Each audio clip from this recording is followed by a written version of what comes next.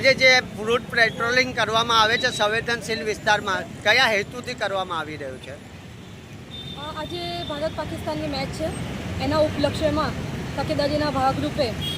કોઈ બનાવ ન બને અને ખૂબ શાંતિથી આ મેચ દરમિયાન વાતાવરણ જળવાઈ રહે એના માટે 4 દરવાજા જે સંવેદનશીલ વિસ્તાર છે એમાં DCP zone 4, DCP zone 3, DCP Shri 1 division અને તમામ પાણીગેટ, વાડી, કરેલીબાગ, સિટી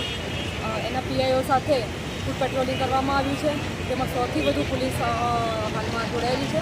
અને આ બંદોબસ્ત ચાલુ રહેશે. સાથે સાથે પ્રોજેક્ટ શસ્ત્ર ચાલી રહ્યો છે, એને પણ ધ્યાનમાં રાખીને પ્રોજેક્ટ 6 થી 12 સુધી અમારી પોલીસે ઓન રોડ રહેવાની છે, એને પણ ધ્યાનમાં રાખીને સંવેદનશીલ પોઈન્ટ